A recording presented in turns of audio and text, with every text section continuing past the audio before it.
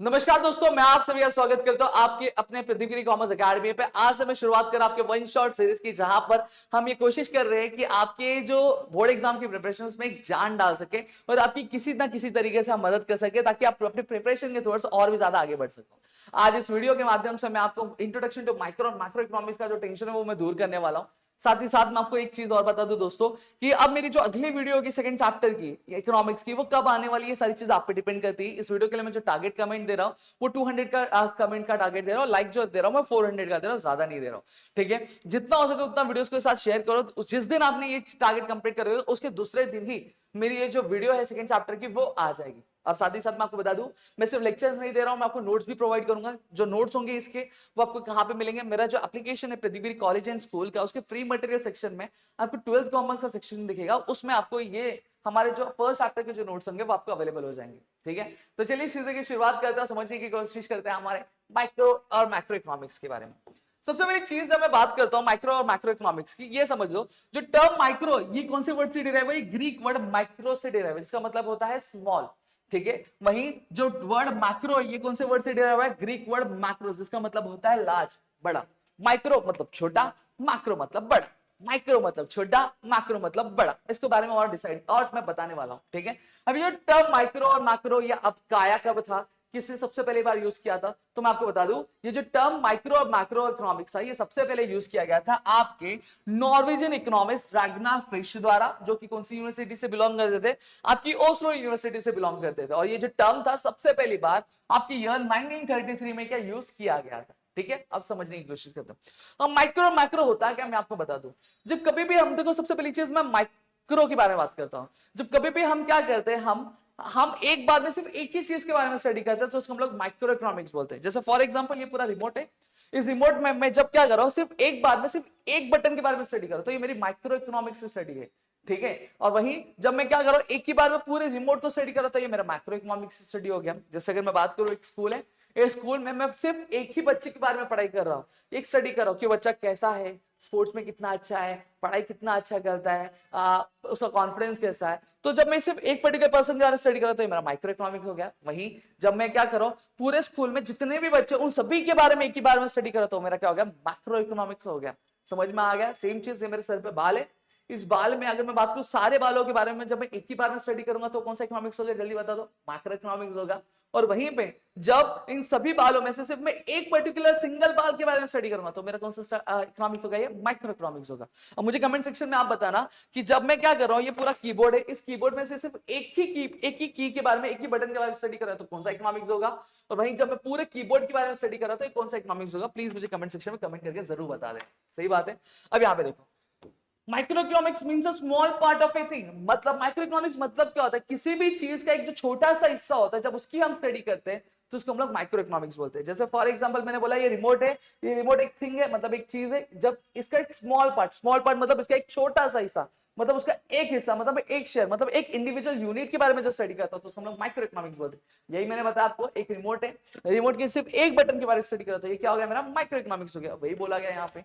ठीक है, deals with the small part of the national economy, same चीज है। अब हमारी जो इकोनॉमी होती है, इकोनॉमी मतलब क्या होता है, एक ऐसा रीजन जहां पे क्या हो रहा है, प्रोडक्शन होता है, डिस्ट्रीब्यूशन होता है और कंजम्पशन होता है, उसको हम लोग इकोनॉमी बोलते हैं। जैसे मेरा एक बोईसर रीजन है, इस बोईसर रीजन में गुड्स प्रोड्यूस होते हैं, बनाए जाते हैं। ठीक है, बनाने के बाद क्या किया जाता है, अलग अलग जगह एलोकेट किया जाता है, डिस्ट्रीब्यूट किया जाता है। सही बात है। फिर साथ ही साथ लोग क्या करते हैं, उसको फिर खरीदते हैं, यानी परचेज करते हैं, उसको यूज करते हैं, तो कंजम्पशन भी होता है। तो बोईसर भी क्या हो गया, बोईसर एक इकोनॉमी हो गया। क्लियर हो गया। अब इस इकोनॉमी में अलग अलग लोग होते हैं। जब मैं क्या कर रहा हूं, सभी इकोनॉमी में जितने भी लोग हैं उनमें से सिर्फ मैं एक इंडिविजुअल के पर्सन के बारे में पढ़ाई कर रहा हूं कि उसकी डिमांड क्या है, उसकी इनकम कितनी है, क्या उसकी इनकम है, उसकी सारी जो वांट्स होती है वो फुलफिल हो पाती है कि नहीं हो पाती है।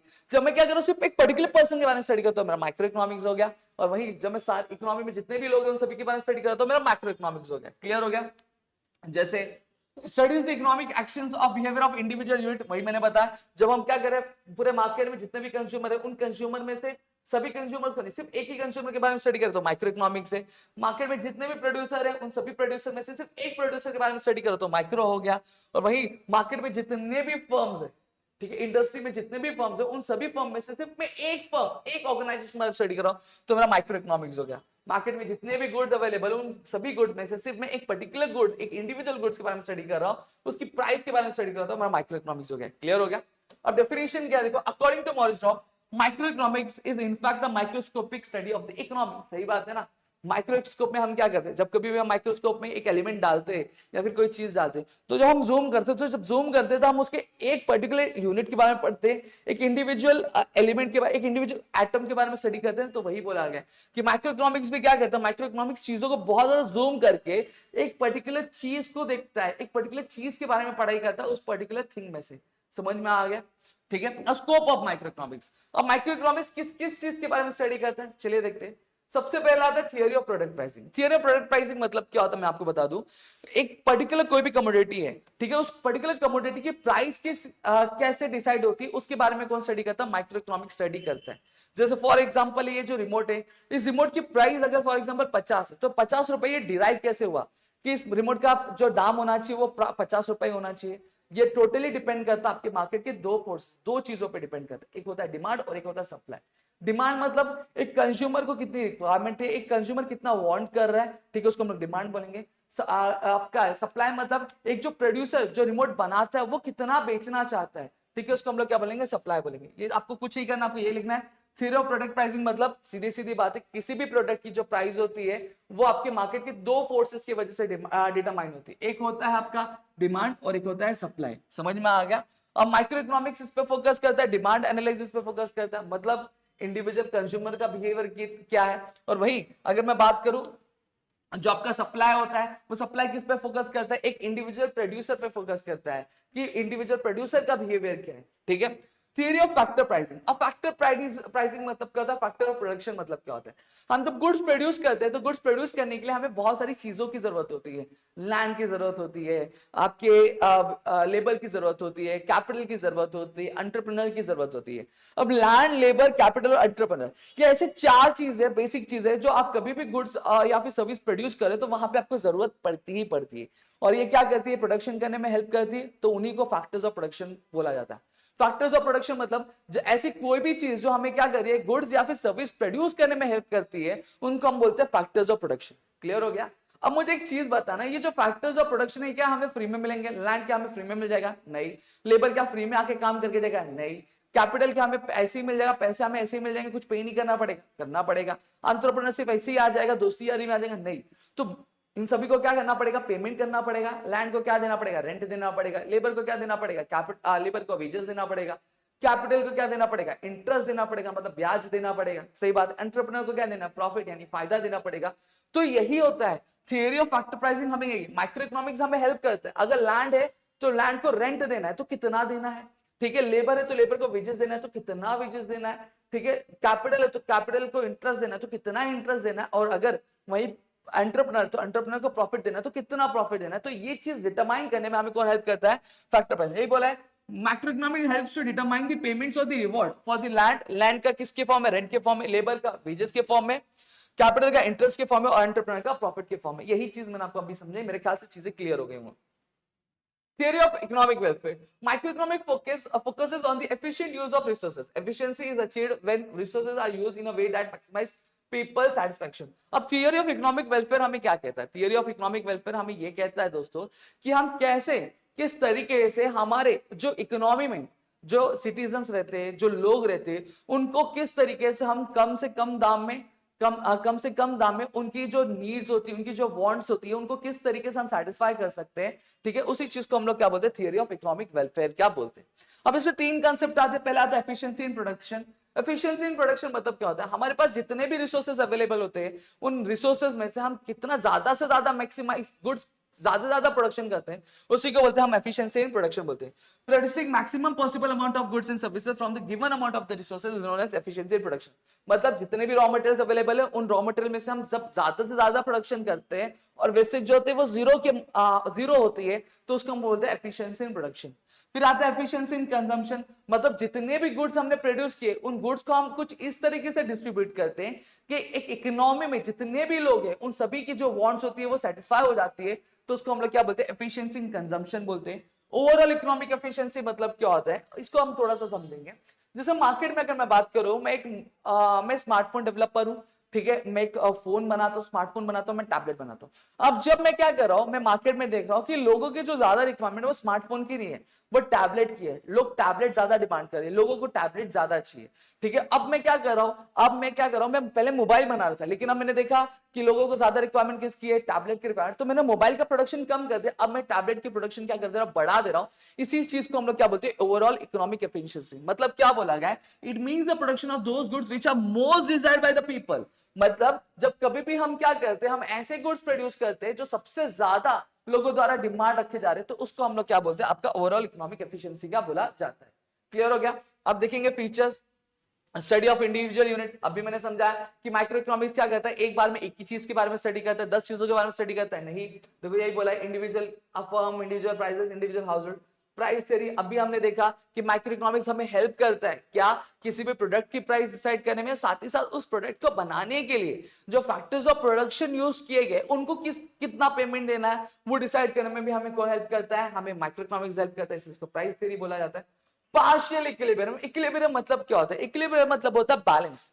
ठीक है, दो चीजों के बीच में जो बैलेंस होता है उसको हम लोग बोलते हैं इक्विलिब्रियम। जैसे फॉर एग्जांपल डिमांड है, फॉर एग्जांपल गुड्स की जो डिमांड है 10 है, तो और वही जब गुड्स क्या किया जा रहा है, 10 ही बनाए जा रहे हैं, तो यहाँ पे क्या होता है, demand is equal to supply, मतलब डिमांड भी 10 है और सप्लाई भी 10 है, तो डिमांड और सप्लाई क्या हो गया, बैलेंस हो गया कि नहीं बैलेंस हो गया, तो उसको हम लोग क्या बोलेंगे, इक्विलिब्रियम बोलेंगे। क्या बोलेंगे, इक्विलिब्रियम बोलेंगे। समझ में आ गया? जैसे फॉर एग्जाम्पल और मैं ले लेता हूँ, जैसे लोग एक इंसान है, एक इंसान की इनकम जो है वो 20,000 रुपीज है, ठीक है, और वही उसकी जो खर्च भी वो 20,000 है, तो यहाँ पे उसकी इनकम और जो एक्सपेंडिचर है दोनों क्या हो गई, सेम सेम हो गई, मतलब दोनों ही क्या बैलेंस हो गई, तो उसको हम लोग क्या बोलेंगे, इक्विलिब्रियम बोलेंगे। अब पार्शियल इक्विलिब्रियम क्या होता है, पार्शियल इक्विलिब्रियम ये होता है कि माइक्रो इकोनॉमिक्स जब कभी भी किसी भी चीज के बारे में स्टडी करता है, तो वो हमेशा क्या करता है, वो हमेशा सिर्फ पर्टिकुलर एक इंडिविजुअल चीज के बारे में ही स्टडी करेगा और बाकी सारी चीजों को क्या करेगा, इग्नोर करेगा। जैसे फॉर एग्जाम्पल अगर मैं बात करूं, जब वो स्टडी करेगा, एक ऑरेंज के बारे में स्टडी कर रहा है, तो सिर्फ ऑरेंज के मार्केट के बारे में ही स्टडी करेगा, वो एप्पल के मार्केट में क्या हो रहा है उसको नहीं देखेगा, ठीक है।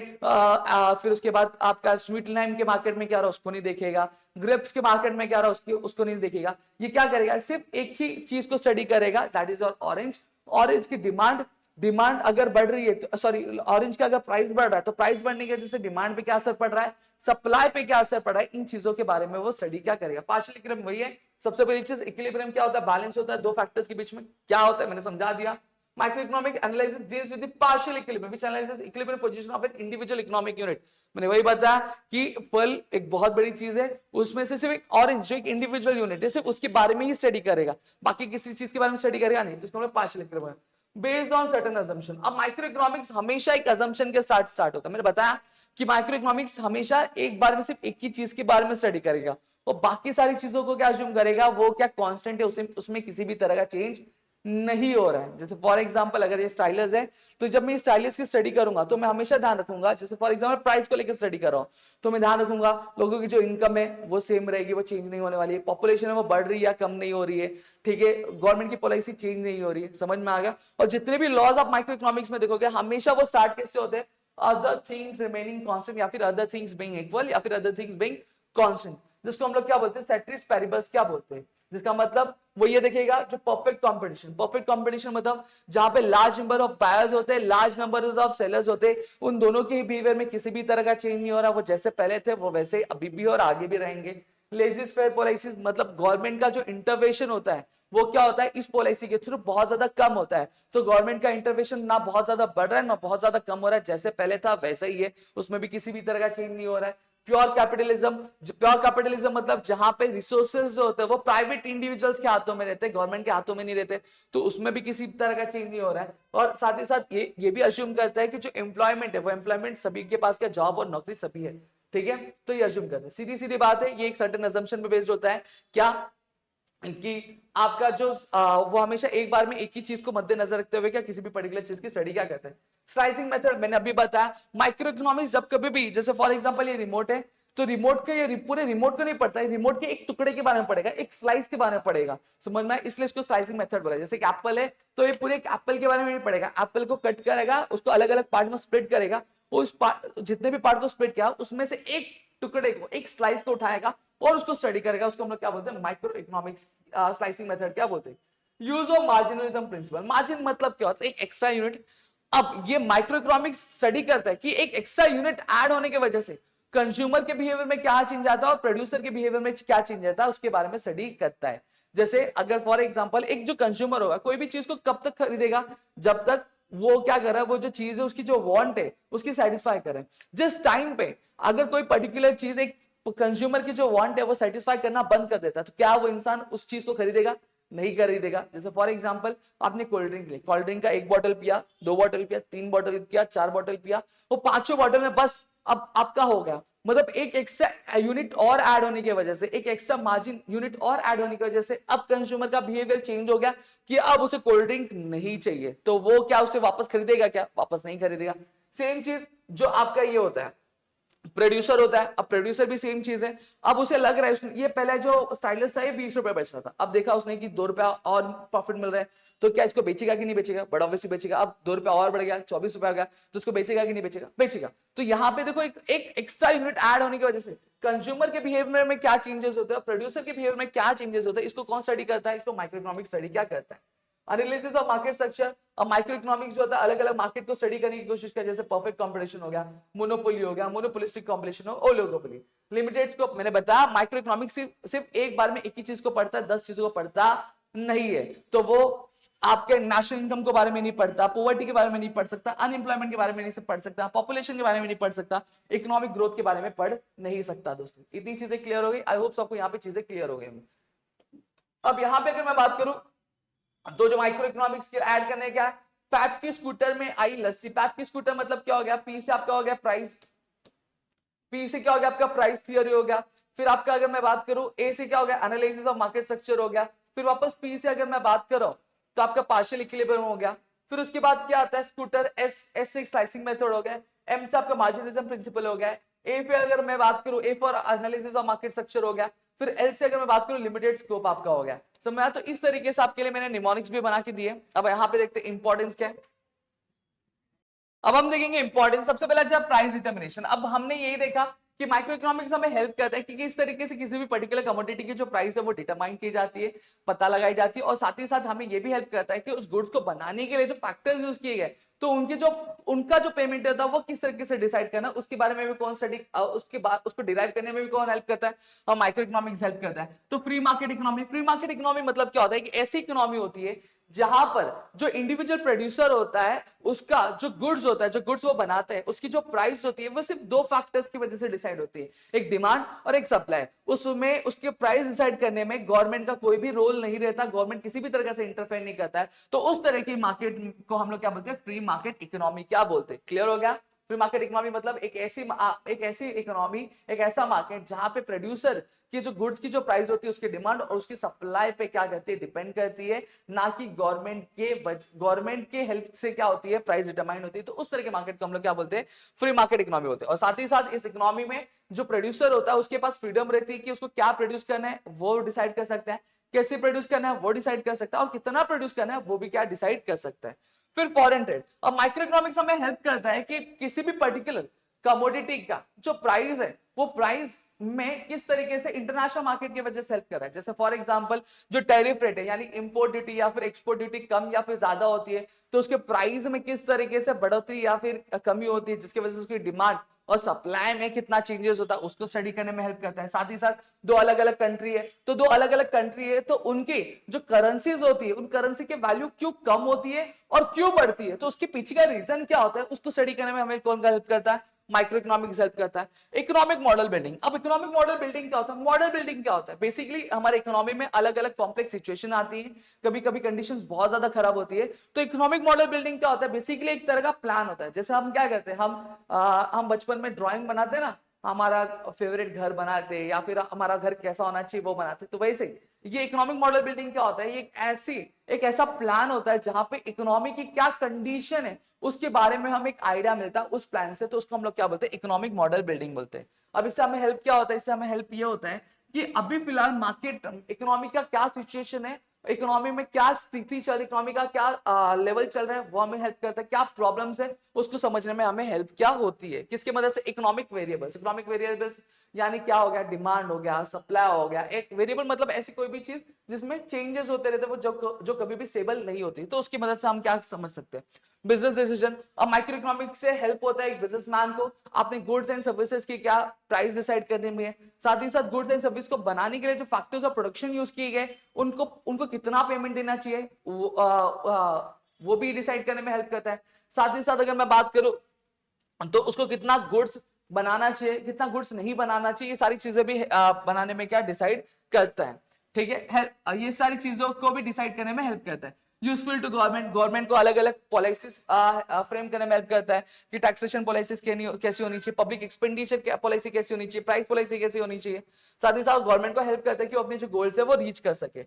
Basis of welfare of economics, micro economics help करता है कि किस तरीके से हम कम से कम रिसोर्स में ज्यादा से ज्यादा जो गुड्स प्रोड्यूस कर पाए, प्रोड्यूस करने के बाद हम जितना भी गुड्स प्रोड्यूस है उनमें हम किस तरीके से ज्यादा लोगों की जो वांट है उसको सेटिस्फाई कर सकते हैं, तो उसको हम लोग क्या बोलते हैं, बेसिस ऑफ वेलफेयर इकोनॉमिक्स बोलते हैं। अब यहाँ पे इसका निमोनिक्स क्या है, पप्पू फ्रेश फ्रूट एकदम बहुत गुड वाला, क्या पप्पू फ्रेश फ्रूट्स एकदम बहुत गुड वाला है। एफ से पी से क्या हो गया, प्राइस डिटर्मिनेशन हो गया, एफ से फ्री मार्केट इकोनॉमी हो गया, एफ से फॉरेन ट्रेड हो गया, ई से आपका क्या हो गया, इकोनॉमिक मॉडल बिल्डिंग हो गया, फिर बी से अगर मैं बात करूं बिजनेस डिसीजन हो गया, जी से आपका गवर्नमेंट हो गया, और आपका डब्ल्यू से अगर मैं बात करूं वेलफेयर ऑफ इकोनॉमिक्स हो गया। तो इसको लर्न कर लेना।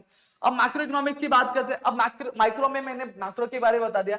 जब कभी भी हम क्या करते हैं, पूरी इकोनॉमी को एक साथ पढ़ने की कोशिश करते हैं तो उसको हम लोग मैक्रो इकोनॉमिक्स बोलते हैं। जब इस रिमोट में जितने भी पूरे रिमोट को जब मैं एक साथ पढ़ने की कोशिश करता हूं तो ये मेरी स्टडी को मैं मैक्रो इकोनॉमिक्स क्या बोलता हूं। क्या बोला गया, it analyses the entire economy, ये क्या करता है, पूरी इकोनॉमी को एक साथ स्टडी करता है। ये हमेशा किससे डील करता है, टोटल एम्प्लॉयमेंट के बारे में स्टडी करेगा कि पूरी इकोनॉमी में कितनी जॉब्स है उसको स्टडी करता है। साथ ही साथ नेशनल इनकम, पूरे देश की कितनी कमाई है उसको स्टडी करता है एक साथ।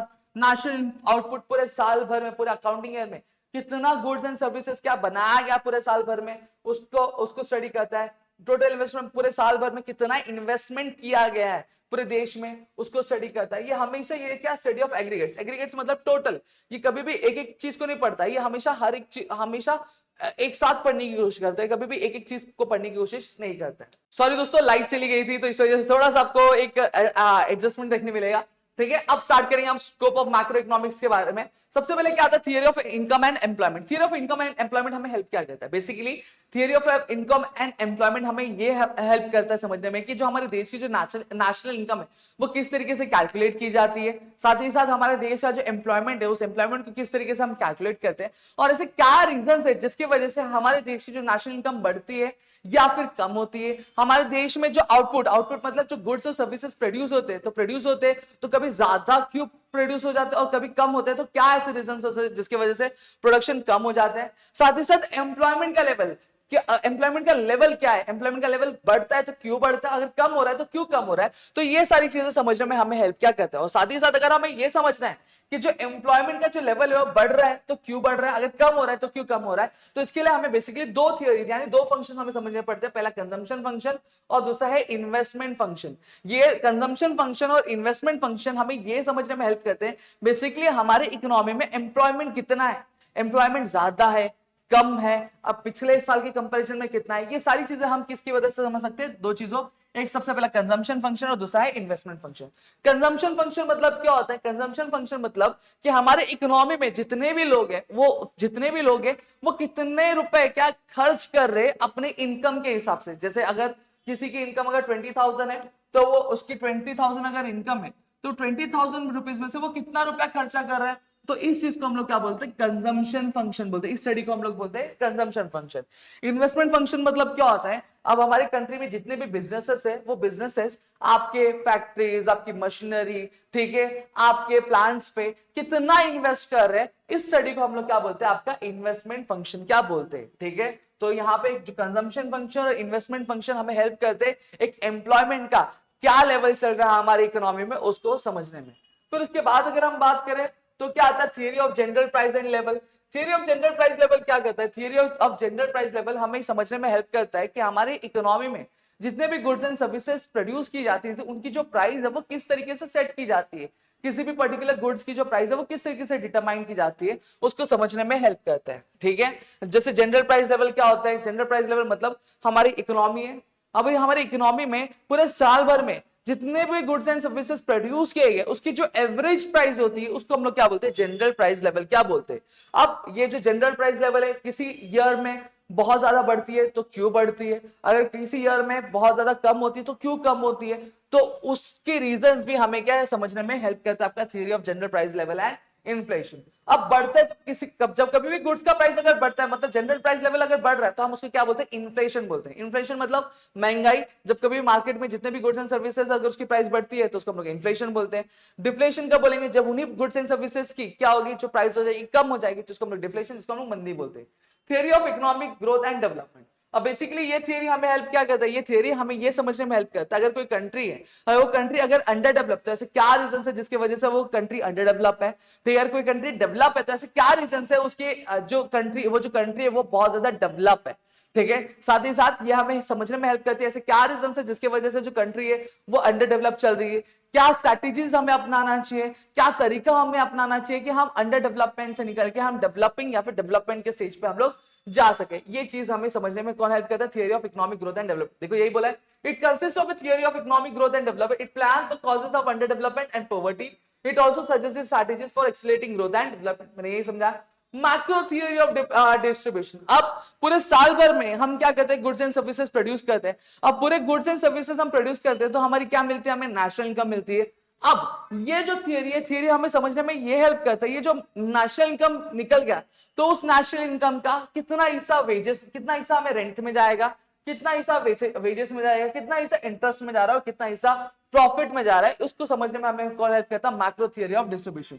जैसे फॉर एग्जांपल अगर मैं यहाँ पे बात करूं, जैसे हमारी नेशनल इनकम है, हमारी नेशनल इनकम फॉर एग्जांपल मैं 20 रुपीज पकड़ता हूँ, कितनी रुपीज पकड़ ले रहा हूँ, मैं 20 रुपीज पकड़ ले रहा हूँ। तो इस 20 रुपीज में से जो 20 रुपीज में से रेंट का कितना कॉन्ट्रीब्यूशन, तो रेंट को कितना जाएगा, वेजेस को कितना जाएगा, ठीक है, इंटरेस्ट में कितना जाएगा और साथ ही साथ आपके प्रॉफिट में कितना जाएगा। ठीक है, तो इसको समझने में कौन हेल्प करता है, हमारा मैक्रो थियरी ऑफ डिस्ट्रीब्यूशन समझने में हेल्प क्या करता है। अब फटाफट फीचर्स देख लेंगे। फीचर्स क्या है, सबसे पहले स्टडी ऑफ एग्रीगेट्स, मैंने ऑलरेडी बताया। मैक्रो इकोनॉमिक्स क्या करता है, मैक्रो इकोनॉमिक्स एक बार में एक चीज को पढ़ता है नहीं, ये हमेशा टोटल के बारे में पढ़ता है, ये हमेशा एग्रीगेट्स को पढ़ता है, कभी भी एक बार में एक चीज के बारे में पढ़ता नहीं है। ये आपके नेशनल इनकम के बारे में पढ़ेगा, नेशनल आउटपुट के बारे में पढ़ेगा, national employment, general price level और बिजनेस साइकिल के बारे में पढ़ेगा।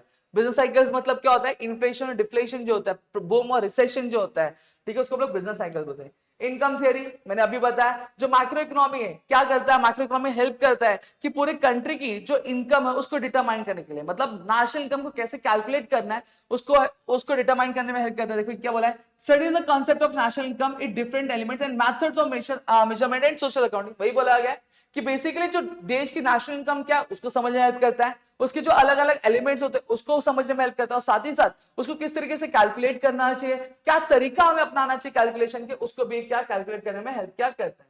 फिर क्या आता है, जनरल इक्विलिब्रियम एनालिसिस। मैंने बताया था पार्शियल इक्विलिब्रियम जो क्या कर रहा है, जो एक बार में सिर्फ एक ही चीज के बारे में ध्यान दे रहा है, लेकिन जनरल इक्विलिब्रियम में वो क्या करेगा, वो एक बार में सारी चीजों के बारे में ध्यान देगा, उसको हम क्या बोलेंगे, जनरल इक्विलिब्रियम बोलेंगे। इंटरडिपेंडेंस। अब मैक्रो एनालिसिस में जितने भी इकोनॉमिक वेरिएबल्स होते हैं वो सब एक दूसरे से क्या होते हैं, इंटरकनेक्टेड होते हैं।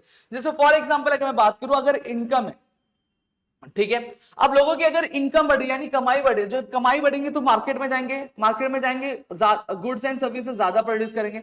जब गुड्स एंड सर्विसेज ज्यादा प्रोड्यूस करेंगे तो जो बिजनेस होगा, जो प्रोडक्शन हाउस होगा, मतलब जो गुड्स एंड सर्विसेज प्रोड्यूस करता है, उनको जो अपना गुड्स और सर्विस और भी ज्यादा प्रोड्यूस करना पड़ेगा, यानी आउटपुट बढ़ेगा कि कम होएगा, आउटपुट बढ़ेगा। जब आउटपुट बढ़ रहा है यानी प्रोडक्शन की जो डिमांड है वो बढ़ रही है, तो क्या करना पड़ेगा, बिजनेस हाउस को लेबर्स अपॉइंट करने पड़ेंगे, मैनेजर्स अपॉइंट और ज्यादा करने पड़ेंगे। जब लेबर्स और मैनेजर्स और ज्यादा अपॉइंट करेंगे तो एम्प्लॉयमेंट का लेवल बढ़ेगा कि कम होगा, बट ऑब्वियस से बात है एम्प्लॉयमेंट का लेवल भी क्या बढ़ेगा दोस्तों। और साथ ही साथ क्या करना है, बिजनेस हाउसेस को इन्वेस्टमेंट भी क्या करनी पड़ेगी। तो आपने देखा किस तरीके से अगर इनकम बढ़ रही है तो इनकम बढ़ने की वजह से आउटपुट भी बढ़ रहा है, और अगर आउटपुट बढ़ रहा है तो किस तरीके से एम्प्लॉयमेंट पे भी असर पड़ रहा है। और वहीं अगर लोगों की इनकम कम हो गई तो गुड्स एंड सर्विसेज उतना प्रोड्यूस करेंगे नहीं, गुड्स एंड सर्विसेज उतना प्रोड्यूस नहीं करेंगे।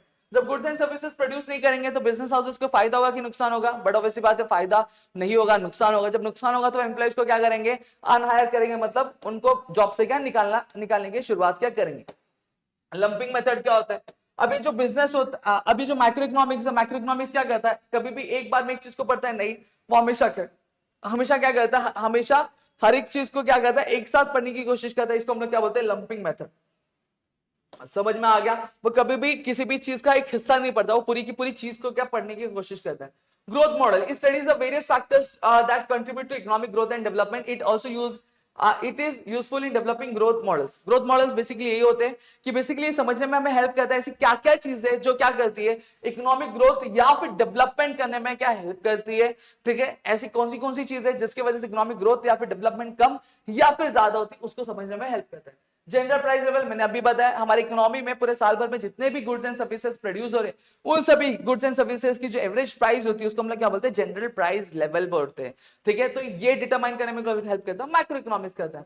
पॉलिसी ओरिएंटेड, सही बात है। अगर ये मैक्रो इकोनॉमिक्स जो है, मैक्रो इकोनॉमिक्स हेल्प करता है गवर्नमेंट को ये क्या वो अलग अलग पॉलिसी बना सके, जैसे इकोनॉमिक ग्रोथ को कैसे बढ़ा सके, उसके रिलेटेड एम्प्लॉयमेंट कैसे बना सके, इन्फ्लेशन यानी जो महंगाई उसको कैसे कंट्रोल कर सके, डिप्रेशन मतलब मंदी जो है मार्केट में उसको कैसे कंट्रोल कर सकते, इन सभी चीजों को टैकल करने में कौन हेल्प करता है, मैक्रो इकोनॉमिक्स क्या हेल्प करता है।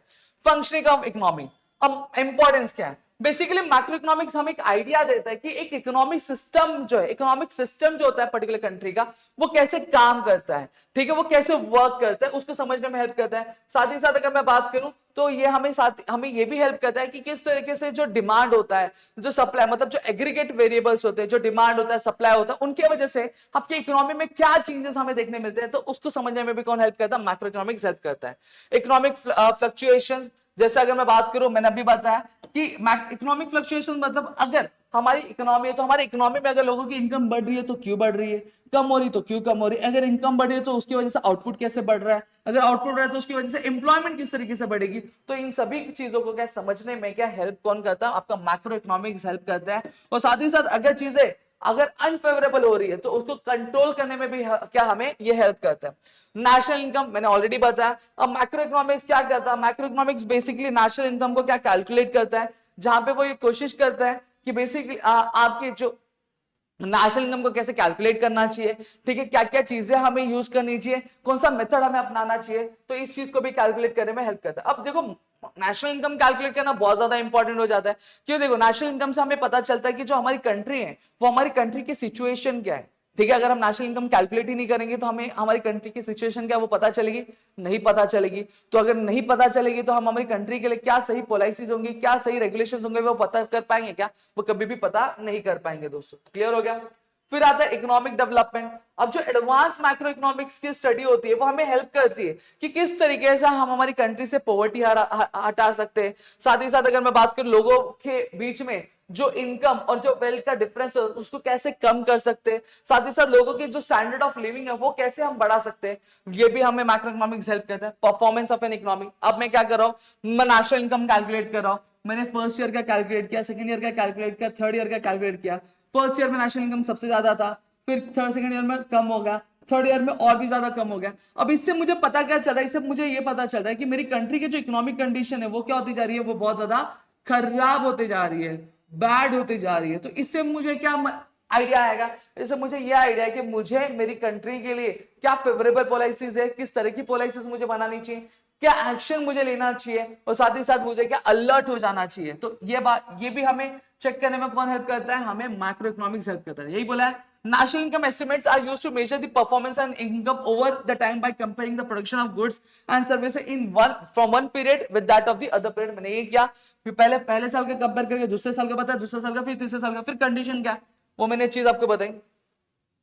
Study of macro economic variables, अगर आपको किसी भी इकोनॉमिक के बारे में अगर स्टडी करना है तो आपको मैक्रो इकोनॉमिक वेरिएबल को स्टडी करना पड़ेगा। जैसे फॉर एग्जांपल आपके मैक्रो इकोनॉमिक वेरिएबल जैसे टोटल इनकम क्या है कंट्री की, अभी कितना गुड्स एंड सर्विसेज प्रोड्यूस हो रहा है पूरे साल भर में, एम्प्लॉयमेंट क्या चल रहा है, जनरल प्राइस मतलब एवरेज गुड्स एंड सर्विसेज की एवरेज प्राइस क्या चल रही है, इस चीज को भी हमें क्या स्टडी करना पड़ता है। लेवल ऑफ एम्प्लॉयमेंट, अब साथ ही साथ अगर मैं बात करूं तो मैक्रो इकोनॉमिक, मैंने अभी बताया मैक्रो इकोनॉमी हमें हेल्प करता है कि एक्चुअल में हमारी कंट्री में अभी कितने लोग रोजगार हैं, ठीक है, कितने लोग बेरोजगार है, अगर रोजगार है, ठीक है, और अगर बेरोजगार है तो उनको रोजगार किस तरीके से दिलाया जा सकता है, किस तरीके से चीजें उनके लिए क्या कवर की जा सकती है। यही बोला macro economy helps to analyse the general level of employment and output in an economy. Employment तो एम्प्लॉयमेंट कितना है वो तो समझने में हेल्प करता है, लेकिन साथ ही साथ हमें क्या हेल्प करता है, हमें ये हेल्प करता है कि हम हमारी इकोनॉमी की क्या पोजीशन चल रही है, उसमें कितनी गुड्स एंड सर्विसेज पूरे साल भर प्रोड्यूस हो रहे हैं, इसको भी एनालाइज करने में हमें हेल्प करता है दोस्तों। ठीक है, तो यहाँ पे अगर मैं बात करूं तो पूरा का पूरा चैप्टर मैंने आपको यहाँ पे वन शॉट में मैंने कवर करके दे दिया। आई होप सो यहाँ पे आपको चीजें क्लियर हो गई होंगी। अब और जो नोट्स होंगे इस चैप्टर के वो आपको कहाँ पे मिल जाएंगे, वो हमारे प्रदीप कॉलेज एंड स्कूल के एप्लीकेशन के फ्री मटेरियल सेक्शन में मिल जाएंगे दोस्तों। ठीक है, तो मेरे ख्याल से यहाँ पे चीज आपको समझ में आ गई, समझिए तो प्लीज वीडियो को लाइक करिए, चैनल सब्सक्राइब नहीं करो तो चैनल को सब्सक्राइब करो, अपने दोस्तों से शेयर करो, ताकि हम ऐसे और कई सारे वीडियोस आपके लिए कर सके आपके अपने प्रदीप कॉमर्स अकेडमी पे दोस्तों। तो मिलेंगे अगली वीडियो में, तब तक के लिए घर पे रहो, सुरक्षित अपना ध्यान रखना। जय हिंद दोस्तों।